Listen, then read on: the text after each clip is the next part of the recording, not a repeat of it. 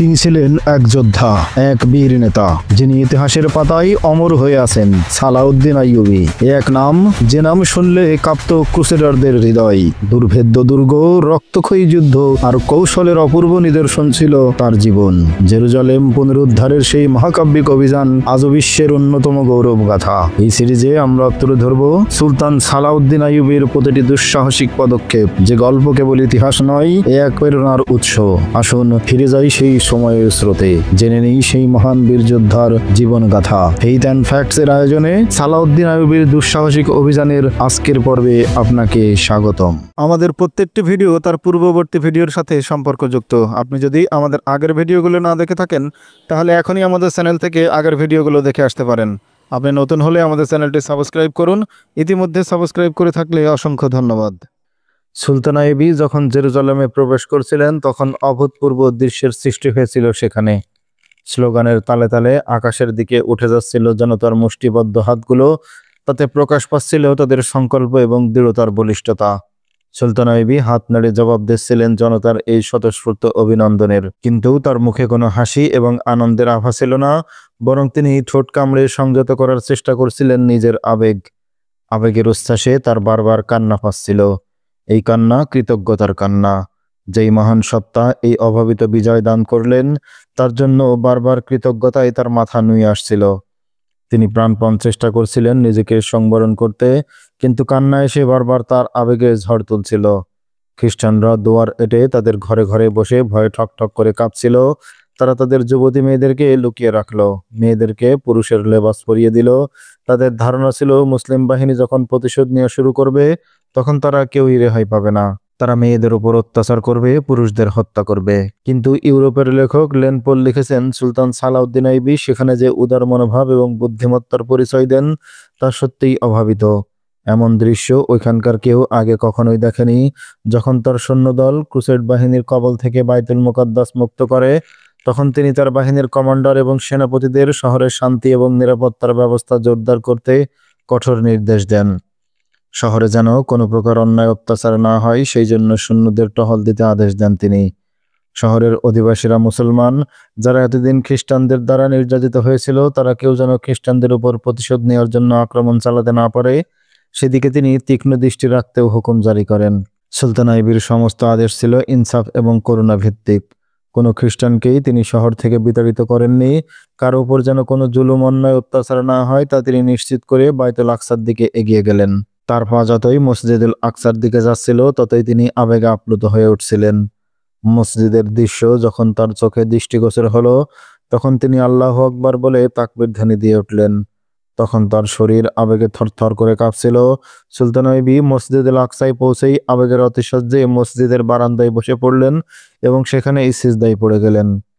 সুলতান আইয়ুবীর চোখ দিয়ে তখন অঝোর ধারায় অশ্রু গড়িয়ে পড়ছিল, যেন তিনি এই মসজিদের বারান্দা চোখের পানিতে ধুয়ে দিচ্ছিলেন।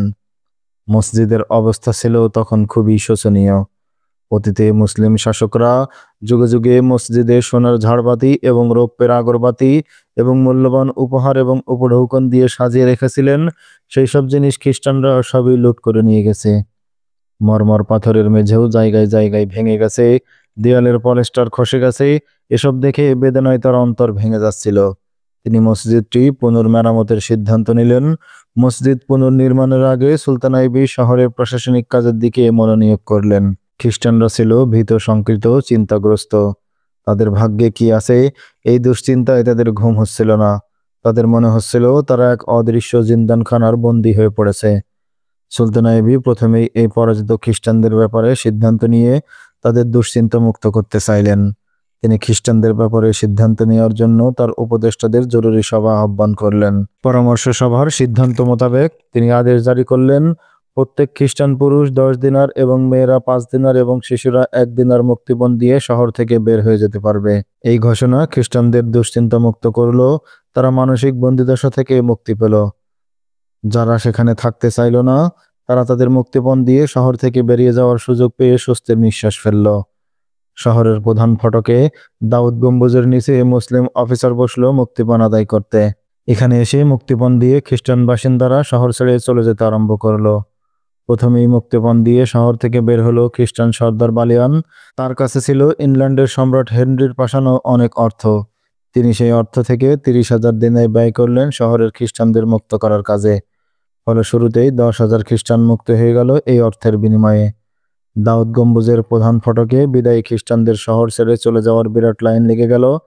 তারা প্রত্যেক আপন বংশ এবং পরিবার মুক্তিপণ দিয়ে বের হয়ে যাচ্ছিল। চিরকালই এটা যুদ্ধের নিয়ম যে বিজয়ী সৈন্যরা বিজয়ের পর সেই শহরে লুটতরাজ করে। বাইতুল মুকাদ্দাস ছিল এমন শহর যেখানকার অধিবাসীরা এর আগেও লুটতরাজের সম্মুখীন হয়েছিল। ক্রুসেড বাহিনী এবং খ্রিস্টানরা বিজয় লাভের পর পাইকারি হারে মুসলমান নিধন করেছিল এই শহরে। তারা মুসলমানদের অর্থ সম্পদ সবই লুট করে নিয়েছিল, তাদের স্ত্রী কন্যাদের ইজ্জত লুণ্ঠন করেছিল, মসজিদ অপবিত্র করেছিল। খ্রিস্টানরা ধারণা করেছিল এবার তাদের ভাগ্যে জুটবে সেই দুর্গতি এবং লাঞ্ছনা। কিন্তু মুসলমানরা যখন শহর অধিকার করলো তখন ঘটল এর বিপরীত ঘটনা। তারা লুটপাট বা অন্যায় অত্যাচার তো করলই না, বরং খ্রিস্টানদের জানমালের পূর্ণ নিরাপত্তা বিধানের জন্য জরুরি ব্যবস্থা গ্রহণ করলো। সুলতান আইবি মুসলমান ব্যবসায়ীদের বললেন, তোমরা উপযুক্ত মূল্য দিয়ে খ্রিস্টানদের মালপত্র ক্রয় করবে যাতে তারা ক্ষতিগ্রস্ত না হয় এবং মুক্তিপণ আদায় করে শহর থেকে বের হতে পারে। এভাবে যেসব খ্রিস্টানদের কাছে নগদ অর্থ ছিল না তারাও মালপত্র বিক্রি করে মুক্ত হয়ে গেল। মুক্তিপণের বাইরে খ্রিস্টানদের কোনো সম্পদেই হাত দেওয়ার কোনো অধিকার ছিল না মুসলমানদের জন্য। এই সময় একটি ঘটনা পরবর্তীকালে জানাজানি হয়ে গেলে বিশ্বব্যাপী ধিক্কার এবং নিন্দা করিয়েছিল। ঘটনাটি ছিল এরকম: বাইতুল মুকাদ্দাসের সবচেয়ে বড় পাদ্রী বেত্রিক হারকিউলিস এক কাণ্ড করে বসলেন। তিনি গির্জায় গচ্ছিত সমস্ত সোনাদানা এবং অর্থ সম্পদ তার নিজস্ব ফান্ডে জমা করে নিলেন। ঐতিহাসিকরা বলেছেন এইসব অর্থ এত বিপুল পরিমাণ ছিল যে এগুলো মুক্তিপণ হিসেবে দিয়ে তিনি অবশিষ্ট খ্রিস্টানদের সহজেই মুক্ত করে নিতে পারতেন। কিন্তু তিনি শুধু তার মুক্তিপণ দিয়ে সেখান থেকে বেরিয়ে যান।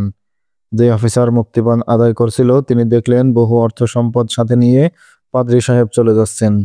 তিনি খবরটি সুলতান আইবিকে জানতে চাইলেন এত বিপুল পরিমাণ সোনাদানা এবং মূল্যবান সম্পদ নিয়ে তিনি তাকে যেতে দেবেন কিনা। সুলতান আইবি বললেন, যদি সে তার মুক্তিপণ দিয়ে থাকে তবে তাকে আর বাধা দিও না। আমি তো বলেই দিয়েছি যে যতটুকু সঙ্গে নিতে পারে তা সে নিয়ে যেতে পারবে। এই সম্পদ তার নাকি গির্জার সেটা দেখার দায়িত্ব আমাদের নয়। আমি আমার কথার বিরুদ্ধে যেতে পারবো না। পাদ্রী মহাশয় গির্জা থেকে চুরি করা সমুদায় অর্থ সম্পদ এবং দামি পণ্য সামগ্রী নিয়ে শহর থেকে বেরিয়ে গেলেন। সুলতান আইবি মুক্তিপণ দিয়ে বেরিয়ে যাওয়া খ্রিস্টানদের জন্য 40 দিন সময় ধার্য করে দিয়েছিলেন। 40 দিন শেষ হয়ে গেলে দেখা গেল তখনও কয়েক হাজার গরিব খ্রিস্টান শহরে রয়ে গেছে। 90 বছর আগে যখন খ্রিস্টানরা শহরটি দখল করেছিল তখন দেশ বিদেশ থেকে বহু খ্রিস্টান এই শহরে এসে বসতি স্থাপন করেছিল। তারা কোনোদিন আশা করেনি আবার তাদের এখান থেকে চলে যেতে হবে। 40 দিন শেষ হয়ে যাওয়ার পর সুলতান আইবি এই গরিব খ্রিস্টানদের কি করবেন ভাবছিলেন। তখন তার ভাই সুলতান তকিউদ্দিন সুলতান আইবির কাছে এক আবেদন নিয়ে হাজির হলেন। সম্মানিত সুলতান, তকিউদ্দিন বললেন, আপনি জানেন এই শহর জয় করতে আমি এবং আমার বাহিনী কেমন ত্যাগ স্বীকার করেছি। তার বিনিময়ে আমাকে 1000 খ্রিস্টান দাস হিসেবে দান করুন। এই দাস দিয়ে তুমি কি করবে? সুলতান আইবি জিজ্ঞেস করলেন। সেটা আমার ব্যাপার। আমি মনে মনে কোনো পরিকল্পনা স্থির করেই আপনার কাছে এই আবেদন করেছি। সুলতান আইবি তাকে 1000 খ্রিস্টান দাস হিসেবে দেওয়ার আদেশ দান করলেন। তকিউদ্দিন 1000 খ্রিস্টানকে বেছে নিলেন। তিনি তাদের নিয়ে দাউদ গেটে গেলেন এবং সবাইকে মুক্ত করে দিয়ে ফিরে এলেন। সম্মানিত সুলতান, তকিউদ্দিন ফিরে এসে সুলতানকে বললেন, আমি তাদের সকলকে মুক্ত করে গেটের বাইরে পৌঁছে দিয়ে এসেছি। তাদের কাছে মুক্তিপণের কোনো অর্থ ছিল না। আমি জানতাম তুমি তাই করবে। সুলতান আইবি বললেন, নতুবা তোমার হাতে একজন খ্রিস্টানকেও দাস হিসেবে দিতাম না। মানুষ মানুষের দাস হতে পারে না। আল্লাহ তোমার এই পুণ্য কাজ গ্রহণ করুন। এই ঘটনা কোনো গল্প কথা নয়। এমন আরো অনেক ঘটনা ঐতিহাসিকরা তাদের বইতে বর্ণনা করেছেন। এরকম আরেকটি ঘটনা, খ্রিস্টান মেয়েদের একটি দল সুলতান আইবের কাছে গেল। এরা সকলেই সেই সব ক্রুসেড সৈন্যদের স্ত্রী, মা, বোন এবং কন্যা ছিল যারা এই যুদ্ধে নিহত হয়েছিল বা যুদ্ধবন্দী হিসেবে সুলতানের কাছে বন্দী ছিল। তাদের কাছে এই মুক্তিপণের কোনো টাকা ছিল না। তারা সুলতানের কাছে তাদের দুঃখের কথা তুলে ধরল। সুলতান আইবি তাদের বললেন, তোমাদের মুক্তিপণের টাকা দিতে হবে না। আমি দাউদ গেটে বলে দিচ্ছি তোমাদেরকে যেন মুক্তিপণ ছাড়াই বাইরে যেতে দেওয়া হয় এবং আরো বলে দিচ্ছি তোমাদের প্রত্যেকেই যেন কিছু অর্থ সাহায্য হিসেবে দেওয়া হয়। তারা ফটকে পৌঁছালে সেখানে অফিসার তাদের নাম ধরে ডাকলো এবং প্রত্যেকের হাতে কিছু নগদ অর্থ দিয়ে তাদের বিদায় করলো। এরপর তিনি ঘোষণা দিলেন, যেসব খ্রিস্টান এখনো শহরে রয়ে গেছে তাদের কোনো মুক্তিপণ লাগবে না। তাদের মুক্তিপণ মাফ করে দেয়া হলো। তারা বিনা বাধায় নিজ নিজ গন্তব্যে চলে যেতে পারবে। যুদ্ধবন্দী হিসেবে থাকবে শুধু সৈন্যরা যারা যুদ্ধের সময় আত্মসমর্পণ করেছিল। এরপর সুলতান আইবি মনোনিবেশ করলেন মসজিদ আল আকসার মেরামত এবং পরিষ্কার পরিচ্ছন্নতার কাজে। এই কাজে তিনি নিজেও সৈন্যদের সাথে মিলেমিশে সাধারণ শ্রমিকের মতোই চুন সুড়কি এবং ইট বহনের কাজ করেছেন। 1187 সালের 19 অক্টোবর সেদিনটি ছিল জুমাবার। সুলতান আইবি জুমার নামাজের জন্য মসজিদে গেলেন।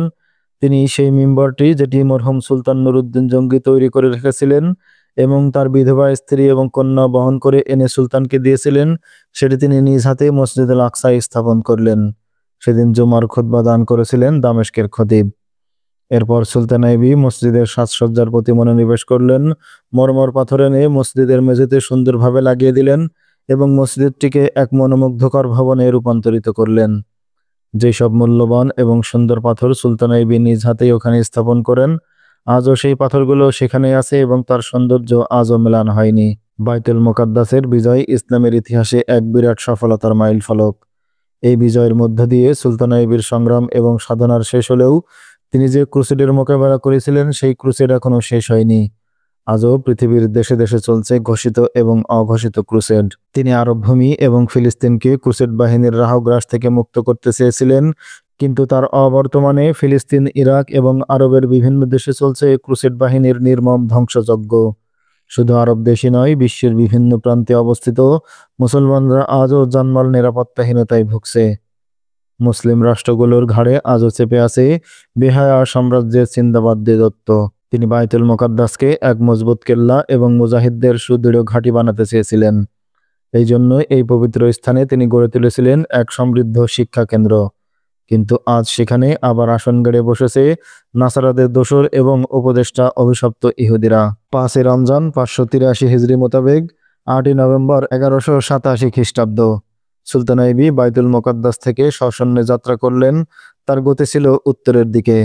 বাইতুল মুকাদ্দাস থেকে বেরিয়ে তিনি তার সন্তান আল মালেক আল জাহিরকে সংবাদ পাঠালেন। খবর পাওয়ার সঙ্গে সঙ্গে সে যেন সেনাবাহিনী নিয়ে তার কাছে চলে আসে।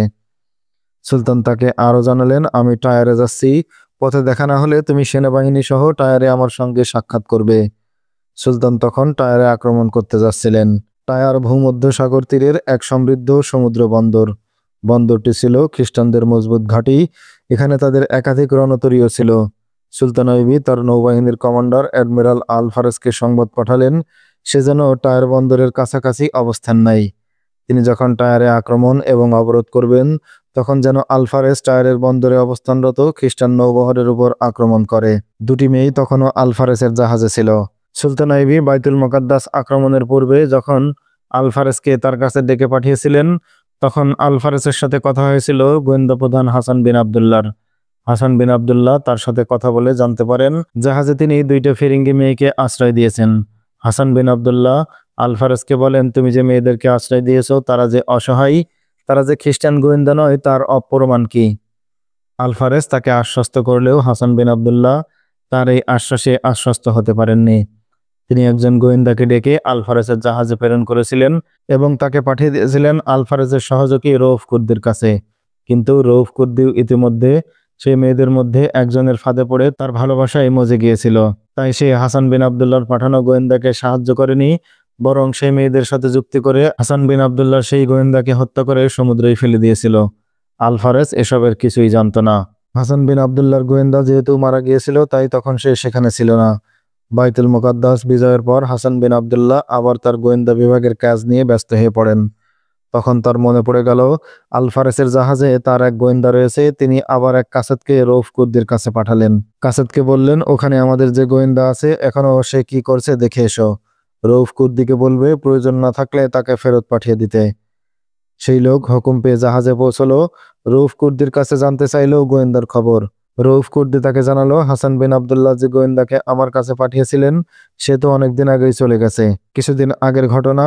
সেই গোয়েন্দা রৌফ কুর্দিকে একদিন জানালো সেই মেয়ে দুটিকে আর এখানে থাকতে দেবে না, কারণ সে এখন নিশ্চিত এরা খ্রিস্টানদের গোয়েন্দা। তার এমন ধারণার কারণ সে লক্ষ্য করেছে যখন জাহাজ কুলের দিকে নোঙর করা থাকে তখন জেলের বেশে ছোট ছোট নৌকায় করে কিছু লোক এখানে আসে ফলমূল এবং অন্যান্য জিনিসপত্র বিক্রি করতে।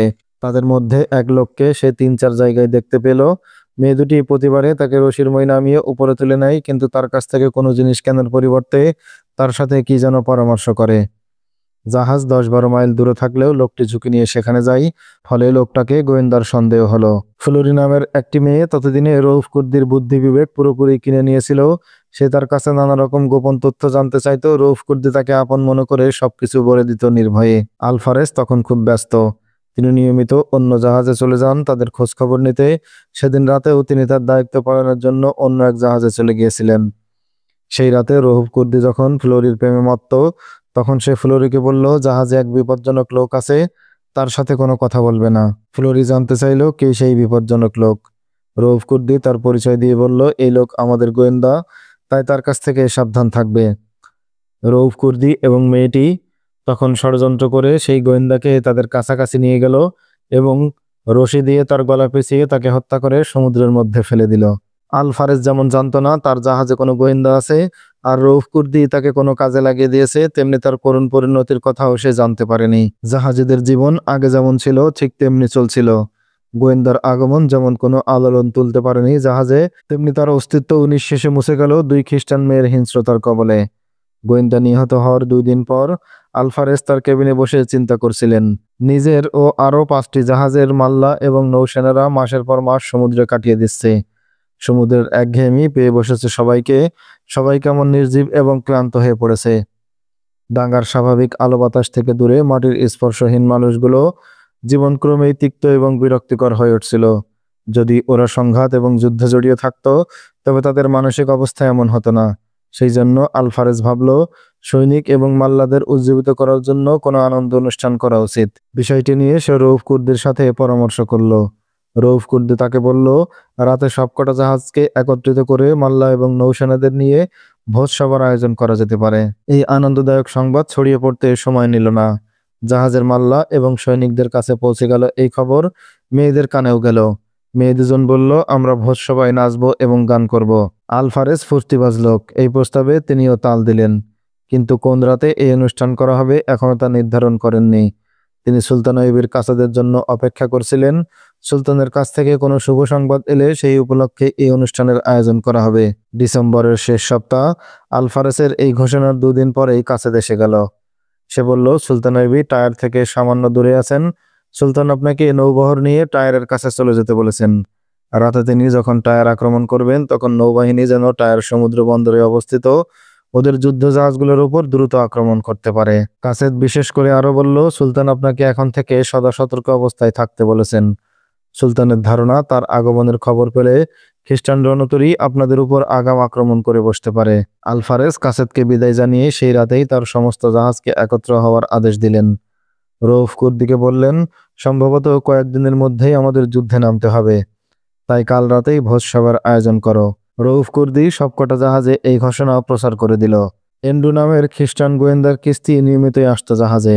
হাসান বিন আবদুল্লাহর গোয়েন্দা তাকে কয়েকটি স্থানে দেখেছিল, কিন্তু সেই কোনো ব্যবস্থা নেওয়ার আগেই নিজেই দুনিয়া থেকে বিদায় হয়ে গেল। ফলে এন্ডুকে শনাক্ত করার আর কেউ রইল না জাহাজে। জাহাজ উপকূলের কাছে এসে থামল। এন্ডু তার নৌকা নিয়ে হাজির হয়ে গেল সেখানে। মেয়েরা আগের মতোই তাকে উপরে ডেকে নিয়ে গেল। তারা তার কাছ থেকে কিছু কেনার বাহানায় এন্ডুর কানে কানে বলে দিল কাল রাতে জাহাজ সব একত্রিত হবে, জাহাজের উপরে ভোজ সভা হবে, নাচ গান হবে। সে মেয়েদের বলল আমি রাতে যথাসময়ে নৌকা নিয়ে হাজির হয়ে যাব। তোমরা তাকে তাকে থাকবে এবং সুযোগ মতো সিঁড়ি ফেলে নেমে আসবে নৌকায়। তারপরের কাজ করবে আমাদের কমান্ডো বাহিনী। দেখতে দেখতে এসে গেল সেই কাঙ্ক্ষিত রাত। 6টি জাহাজ পান্তুলে পাশাপাশি দাঁড়িয়ে গেল। জাহাজের ক্যাপ্টেন এবং অন্যান্য অফিসাররা সবাই আলফারেসের জাহাজে সমবেত হলো। ইশার নামাজের পর শুরু হলো খাবার দাবার পরিবেশন। মাল্লা এবং সিপাইরা নিজ নিজ জাহাজে আনন্দে নেচে বেড়াচ্ছিল। আলফারেসের জাহাজের মেয়ে দুটি নাচ গান করছিল। অফিসাররা উপভোগ করছিল সেই নাচ গান। মশাল জ্বালিয়ে আলোকিত করে তোলা হয়েছিল সবকটি জাহাজ। মাল্লারা অফিসারদের থেকে আলাদা হয়ে গান বাজনা এবং আমোদ ফুর্তি করছিল। এই আনন্দ উৎসব যখন তুঙ্গে তখন রাত গভীর। খ্রিস্টানদের 10-12টি জাহাজ আলো নিভিয়ে আলফারেসের জাহাজের দিকে অগ্রসর হলো। তারা নতুন চাঁদের হালকা আলোতে ছিল বলে দূর থেকে তাদের দেখার উপায় ছিল না। তারা যখন কাছে এলো তখন শেষ রাত। ক্লান্ত সিপাহীরা অনেকেই ঘুমিয়ে পড়েছে। অফিসাররাও ফিরে গেছে নিজ নিজ কেবিনে। কেউ জানতে পারল না তাদের অলক্ষ্যে এগিয়ে আসছে মৃত্যু।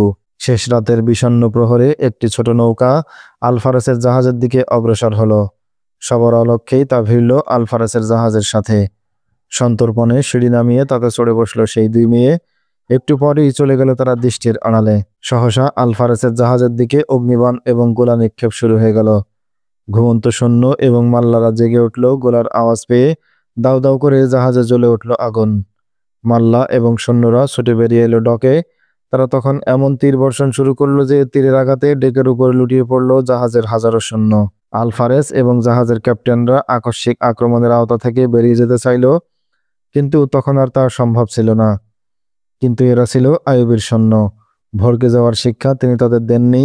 এই অবস্থায়ও তারা পাল্টা জবাব দেওয়ার জন্য প্রস্তুত হলো। তারা মেনজানিক দিয়ে অগ্নি নিক্ষেপ শুরু করলো শত্রুর জাহাজের উপর। খ্রিস্টানরা পাল্টা আক্রমণের সম্মুখীন হবে ভাবতে পারেনি। তারা সতর্ক হওয়ার আগেই খ্রিস্টানদের একটি জাহাজ ক্ষতিগ্রস্ত হলো, কিন্তু খ্রিস্টান বাহিনীর কাজ তখন শেষ পর্যায়ে। তারা বেপরোয়া ভঙ্গিতে আরো কিছুক্ষণ গোলা বর্ষণ করে ফিরে গেল। যুদ্ধ যেভাবে শুরু হয়েছিল ঠিক সেভাবেই শেষ হয়ে গেল। আলফারেসের 5টি জাহাজই পুড়ে গিয়েছিল। মুসলিম বাহিনীর বহু সৈন্য নিহত হয়েছিল। যেহেতু জাহাজ জ্বলছিল, সেই আলোতে সৈন্যদের দেখে দেখে তীরবিদ্ধ করছিল খ্রিস্টানরা। যুদ্ধ শুরু হওয়ার পরই আলফারেস দেখতে পেলেন একটি নৌকা তাদের কাছ থেকে দূরে সরে যাচ্ছে। তাতে একজন পুরুষ এবং 2জন মেয়ে মানুষ। আলফারেস দ্রুত জাহাজ থেকে একটি নৌকা নামিয়ে তাতে একদল নৌসেনাকে তুলে দিয়ে বললেন, ছুটে যাও, ওদেরকে ধরতে চেষ্টা করো। ওরা ধাওয়া করলো সেই নৌকাকে। টের পেয়ে ওরা তীর ছুড়তে শুরু করলো।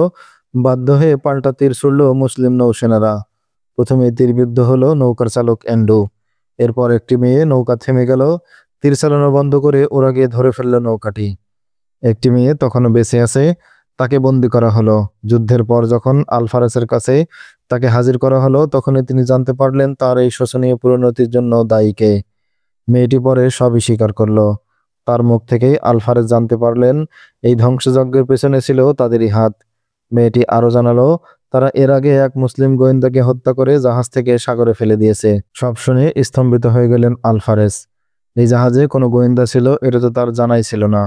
তার মনে পড়ল হাসান বিন আবদুল্লাহর সতর্কবাণী। কথার এক পর্যায়ে তিনি বলেছিলেন, শরীয়ত পাল্টে দেওয়ার অধিকার কবে থেকে পেলে? তাই তো, শরীয়তের বিধান মেনে এই মেয়েদের যদি তিনি জায়গা না দিতেন, তবে এই বিপর্যয়ের মুখে তাকে পড়তে হতো না।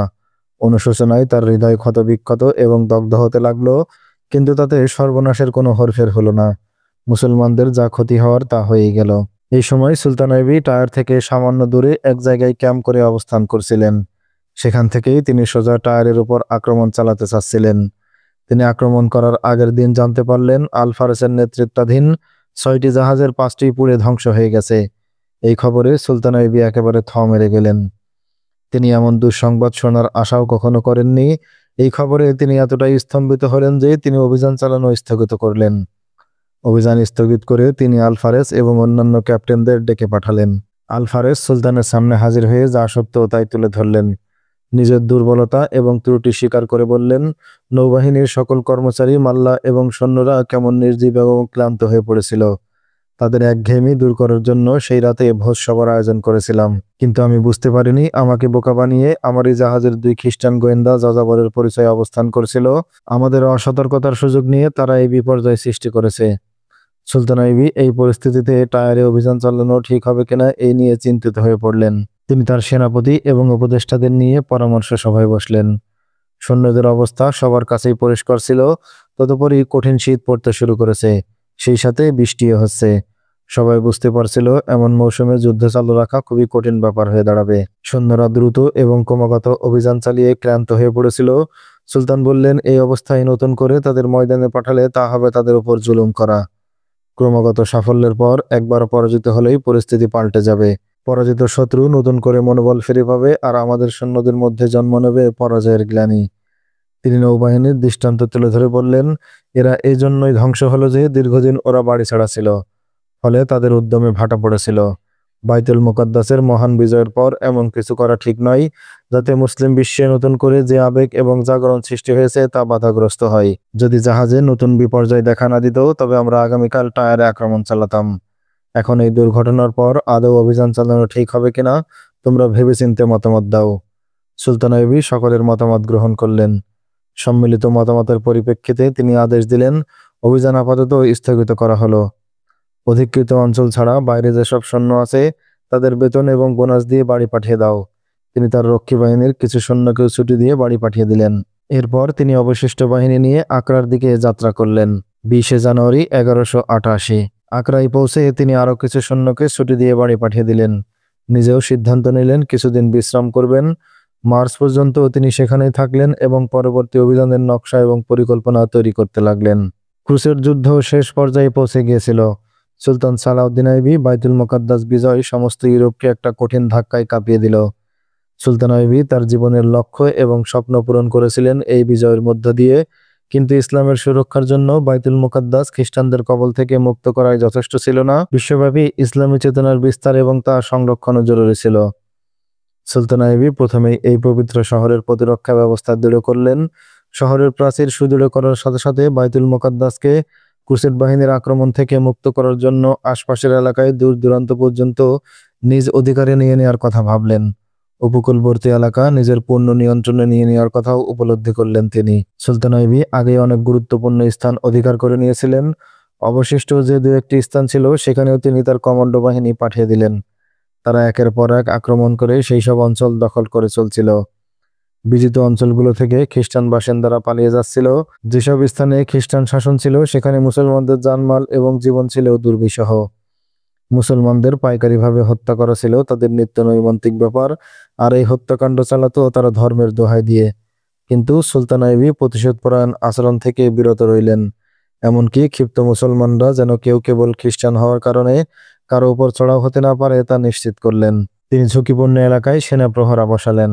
অধিকৃত এলাকার খ্রিস্টান বাসিন্দারা যাতে নিরাপদে তাদের গন্তব্যে পৌঁছে যেতে পারে সেই জন্য তাদের সঙ্গে নিরাপত্তা প্রহরী দিলেন। এই অধিকার কাউকে আন্দোলন বা দাবি করে আদায় করতে হয়নি, বরং সুলতান আইবি নিজ থেকেই সব ব্যবস্থা গ্রহণ করেছিলেন।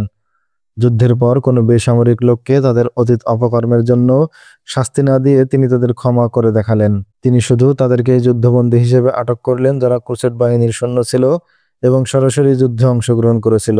যুদ্ধে আহত বন্দী সৈন্যদের তিনি উপযুক্ত চিকিৎসার ব্যবস্থা করলেন। ক্রমান্বয়ে তিনি সমগ্র ফিলিস্তিনে পূর্ণ নিয়ন্ত্রণ প্রতিষ্ঠা করলেন। সুলতান আইবি প্রত্যেক বাহিনীর হেডকোয়ার্টার থেকে যত দূরেই থাকুন না কেন তারা যথারীতি সুলতানের সাথে যোগাযোগ রক্ষা করে চলছিল। তারা তাদের দায়িত্ব এবং কর্তব্য যথাযথ নিষ্ঠার সাথে পালন করছিল। যেসব ক্ষুদ্র ক্ষুদ্র অঞ্চল তখনও তিনি কব্জা করতে পারেননি সেগুলো দখল করার জন্য কমান্ডো বাহিনী প্রেরণ করলেন। কমান্ডো সৈন্যরা তাদের উপর অতর্কিত আক্রমণ চালাতো। তাদের সে আক্রমণ ছিল চিতাবাঘের মতোই ক্ষিপ্র এবং বেপরোয়া। পাহাড়ে জঙ্গলে মরুভূমিতে তারা সর্বত্র ছুটে বেড়াতো, শিকারী বাজের মতো সন্ধানী দৃষ্টি মেলে। খ্রিস্টান বাহিনীর সন্ধান পেলে তাদের উপর ঝাঁপিয়ে পড়ে ছত্রভঙ্গ করে দিত তাদের বাহিনী। তারা তাদের রসদপত্র কেড়ে নিত যুদ্ধের বাহন ঘোড়াগুলো আর সব অস্ত্রশস্ত্র। এই কমান্ডো বাহিনীর বর্ণালী অভিযানের অসংখ্য ঘটনা ঠাঁই পেয়েছে ইতিহাসের পাতায়। তাদের ঘটনাবহুল সাড়া জাগানো বীরত্বপূর্ণ কাহিনীগুলো আজও দুনিয়াব্যাপী প্রেরণার উৎস হিসেবে কাজ করছে। এই কমান্ডোদের দিয়েই সুলতান সালাউদ্দিন আইবি ফিলিস্তিনের প্রতিরক্ষা ব্যবস্থা গ্রহণ করলেন। তারা সমগ্র ফিলিস্তিনে নিরাপত্তা ব্যবস্থা জোরদার করল। প্রতি 10 জনের একটি দল পরিচালিত হতো একজন কমান্ডারের নেতৃত্বে। তারা আবার 2 জন বা 4 জনের ছোট গ্রুপে ভাগ হয়ে টহল দিত অধিকৃত অঞ্চলে। কখনো কোনো অভিযানে গেলে 10 জনের ছোট কমান্ডো বাহিনী শতাধিক খ্রিস্টান সৈন্যের কোনো ক্যাম্প বা কাফেলায় আক্রমণ করতে কখনো দ্বিধা করত না। তারা রাতের অন্ধকারে আক্রমণ চালিয়ে রাতে আবার অদৃশ্য হয়ে যেত। তারা জীবনের ঝুঁকি নিয়ে সর্বশরীর রক্তাক্ত করেও শত্রুর কাছ থেকে কেড়ে নিত রসদপত্র। মাঝে মাঝে তারা বেরিয়ে পড়তো শত্রুর সন্ধানে। চলে যেত কোনো পাহাড়ে যেখানে টিলার পর টিলা পার হয়ে যেত। উপত্যকা এবং গুহায় খুঁজে বেড়াতো দুশমন। কখনো পাড়ি জমাতো বিশাল মরুভূমিতে। কড়া রোদ বা কঠিন শীত আটকাতে পারত না তাদের। এই ধরনের অভিযানে অনেক সময় ক্ষুধা এবং পিপাসায় কাতর হয়ে পড়তে হতো ওদের। প্রাণপণ যুদ্ধ চালানো আর শত্রু শিবিরে আগুন দিতে গিয়েও মাঝে মাঝে বিপদে পড়তো ওরা। কখনো দেখা যেত জ্বলন্ত আগুন থেকে বেরোতে গিয়ে দুশমন বাহিনীর ঘেরাওয়ের মধ্যে পড়ে গেছে। বেকায়দায় পড়ে অনেক সময় সেই আগুনেই ওদের জ্যান্ত পুড়ে মরার ঘটনাও ঘটে যেত। এইসব সৈন্যদের ভাগ্যে কখনো দাফন কাফন জুটত না। এরকমই ছিল কমান্ডোদের জীবন। শত্রুর উপর ঝাঁপিয়ে পড়া গেরিলাদের দেখলে তারা আজরাইলের কথাও ভুলে যেত। মনে হতো তাদের উপর আল্লাহর গজব নেমে এসেছে। তারা চরম অভিশাপের মতো চড়াও হতো দুশমনের উপর। এই জানবাজদের উপর নির্ভর করেই সুলতান আইবি বাইতুল মুকাদ্দাস জয়লাভের পর তাদের ছড়িয়ে দিয়েছিলেন সমস্ত ফিলিস্তিনে। তারা বাঘের মতো শিকার খুঁজে বেড়াতো আর হামলা করতো সিংহের মতো। সুলতান আইবির এই কমান্ডো বাহিনীর সম্পর্কে প্রসিদ্ধ ঐতিহাসিক স্ট্যানলি লেনপল লিখেছেন, এইসব মুসলমান গেরিলারা আমাদের নাইটদের মতো লোহার ভারী পোশাক পরতো না বটে, তবে আমাদের শ্রেষ্ঠ যোদ্ধা এবং নাইটদের নাকানি চুবানি খাওয়াতে ওরা ছিল ওস্তাদ। তারা থাকতো অদৃশ্য অবস্থায়, আঘাত করার জন্য তাদের খুঁজে পাওয়া যেত না। আবার তারা আক্রমণ চালালে পালানোরও সুযোগ পেত না আমাদের সৈন্যরা। দুনিয়ার শ্রেষ্ঠ ঘোড়াগুলো ছিল তাদের দখলে। এইসব মুসলমান কমান্ডোরা কখনো উদাস বা দুর্বল হতো না। তারা মৌমাছির মতোই ছিল, অত্যন্ত পরিশ্রমী। যদি তাদের থেকে বাঁচতে চাও তবে তাদের চোখের আড়ালেই থাকবে। তারা পাহাড়ি ঢলের মতোই খরস্রোতা বেগবান। তাদের সয়লাব ক্রুসেড বাহিনীর ছত্রভঙ্গ করে ভাসিয়ে নিয়ে যেত। আমাদের নাইটদের প্রতিটি পদক্ষেপ তারা তছনছ করে দিত। আমাদের ক্রুসেড বাহিনীর অগ্রযাত্রা থমকে দাঁড়াতো তাদের সামনে পড়লে। এমন বেপরোয়া বাহিনীর সাক্ষাৎ পৃথিবী খুব কমই পেয়েছে। বর্তমানে যে স্থানটি ইসরায়েল নামে পরিচিত, সুলতান আইবির যুগে সেই অঞ্চলটি ছিল বাইতুল মুকাদ্দাস। তিনি সেই শহর এবং এলাকা খ্রিস্টানদের কবল থেকে উদ্ধার করার জন্য লড়াই করেন। সেই লড়াইয়ে আল্লাহর হাজারো সৈনিক তাদের রক্তের নজরানা পেশ করেছিলেন। সুলতান আইবি এবং তার সৈন্যরা যুদ্ধের ময়দানে যেই বীরত্ব এবং সাহসিকতা প্রদর্শন করেন, সেভাবে মেতে ওঠেন ধ্বংসের খেলায়, তাতে মনে হতে পারে তাদের অন্তরে কোনো দয়ামায়া নেই। কিন্তু যখন প্রতিপক্ষ আত্মসমর্পণ করত, তখন তাদের প্রতি এত দয়ামায়া প্রদর্শন করা হতো, প্রতিপক্ষও তা দেখে বিস্মিত এবং অভিভূত হয়ে উঠত। ইসলামের এই সৌন্দর্য সত্যিই পৃথিবীবাসীর জন্য বিস্ময়কর ব্যাপার। ন্যায়নীতি, সততা, সত্য এবং সুন্দরের জন্যই ইসলামের লড়াই। এখানে ব্যক্তিগত ঘৃণা, ক্ষোভ এবং প্রতিহিংসার কোনো অবকাশ নেই। ইসলাম কোনো ধর্ম, বর্ণ বা বংশ বা জাতির কল্যাণের জন্য আসেনি, এসেছে সভ্যতার কল্যাণের জন্য, মানবতার কল্যাণের জন্য। মহানবী হযরত মুহাম্মদ সাল্লাল্লাহু আলাইহি সাল্লাম এই শিক্ষাই দিয়ে গেছেন জগৎবাসীকে। তাই তাকে বলা হয় রহমাতুল লিল আলামিন, সমগ্র বিশ্বের জন্য রহমত। সুলতান আইবি এবং তার সৈন্যরা এই সত্যের বলিষ্ঠ পরাকাষ্ঠা প্রদর্শন করেছিলেন। তাই শত্রুরাও তাদের সেবা এবং মমতার স্পর্শ পেয়েছিল। খ্রিস্টান ঐতিহাসিকরা সুলতান আইবির এই মমতাপূর্ণ আচরণের জন্য অকুণ্ঠ প্রশংসা এবং সন্তুষ্টি প্রকাশ করেছেন তাদের গ্রন্থে। তাদের লেখায় পাওয়া যায় তার মহত্ব এবং করুণার অসংখ্য বিবরণ। এই মহত্ব থেকে তেমনি বঞ্চিত হয়নি কোনো সম্রাট বা রানী, তেমনি বঞ্চিত হয়নি কোনো সাধারণ সৈনিক, খ্রিস্টান জনসাধারণ, নারী, শিশু বা তরতাজা যুবক। খ্রিস্টানদের এক রানী ছিল, তার নাম ছিল সাবিলা। তিনি ছিলেন প্রসিদ্ধ খ্রিস্টান সম্রাট রিমান্ডের স্ত্রী। হাতিনের যুদ্ধের সময় তিনি তিব্বিয়ার শাসক ছিলেন। সম্রাট রিমান্ড হাতিনের যুদ্ধের সময় ময়দান থেকে পালিয়ে গিয়েছিল। তার স্ত্রী সাবিয়া তিব্বিয়ার কেল্লা সুলতান আইবির হাতে তুলে দিলেন। সুলতান আইবি এই মহিলাকে বন্দী না করে সসম্মানে তাকে মুক্তি দিয়ে দিলেন। হাতিনের যুদ্ধেই সুলতান আইবি বাইতুল মুকাদ্দাসের শাসক গিয়ে অফ লুজিয়ানকে যুদ্ধবন্দী করেছিলেন। বাইতুল মুকাদ্দাস বিজয়ের পর যখন সুলতান আইবি আকরাতে এসে ইতি টানেন এই পর্বের যুদ্ধের, তখন তিনি সংবাদ পেলেন রানী সাবিলা তার সাথে দেখা করতে আসছেন। সুলতান আইবি তার পথ আটকে ধরার পরিবর্তে এগিয়ে গিয়ে তাকে সংবর্ধনা জানালেন। সালাউদ্দিন।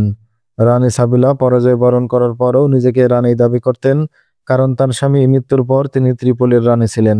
তিনি সুলতানের দিকে তাকিয়ে বললেন, আপনার কি জানা আছে যুদ্ধে কত হাজার বা কত লাখ খ্রিস্টান তাদের ভিটামাটি থেকে বঞ্চিত হয়েছে? তারা ভিটা ছাড়া এবং গৃহহীন হয়েছে আপনার আদেশে। আপনি কি তা অস্বীকার করতে পারেন? আর যে পরিমাণ মুসলমানকে খ্রিস্টানরা পাইকারি হারে হত্যা করেছে, তাদেরকে কার আদেশে হত্যা করা হয়েছে? সুলতান আইবি তাকে পাল্টা প্রশ্ন করলেন। তিনি এই প্রশ্নের উত্তরের অপেক্ষা না করেই আবার বললেন, যদি আমি রক্তের প্রতিশোধ রক্ত দিয়ে নিতে চাইতাম, তবে আপনিও স্বীকার করবেন এই মুহূর্তে একজন খ্রিস্টান আর বেঁচে থাকতো না। সুলতান আইবি রানী সাবিলাকে প্রশ্ন করলেন, আপনি কি এই অভিযোগ করতে এখানে এসেছেন? না, আমি কোনো অভিযোগ নিয়ে আসিনি। রানী উত্তর দিলেন, আমি একটি আবেদন নিয়ে এসেছি। গে অফ লুজিয়ান আপনার কাছে যুদ্ধবন্দী হিসেবে আছে। আমি তার মুক্তির আবেদন নিয়ে এসেছি। আমি আপনাকে এই কথা জিজ্ঞেস করব না আপনি তাকে কেন মুক্ত করতে এসেছেন। সুলতান আইবি বললেন, তবে আমার জানা প্রয়োজন আপনি তাকে কোন শর্তে মুক্ত করতে চান। সুলতান আইবির এই প্রশ্নের কি জবাব দেবে রানী সাবিলা? সুলতান সালাউদ্দিন আইবি কি গে অফ লুজিয়ানকে মুক্ত করবেন? জানতে হলে অপেক্ষা করুন আমাদের পরবর্তী ভিডিওর। সেই পর্যন্ত সকলে ভালো থাকবেন। দেখা হবে নতুন ভিডিওতে। আল্লাহ হাফেজ। আসসালামু আলাইকুম আ রহমতুল্লাহ।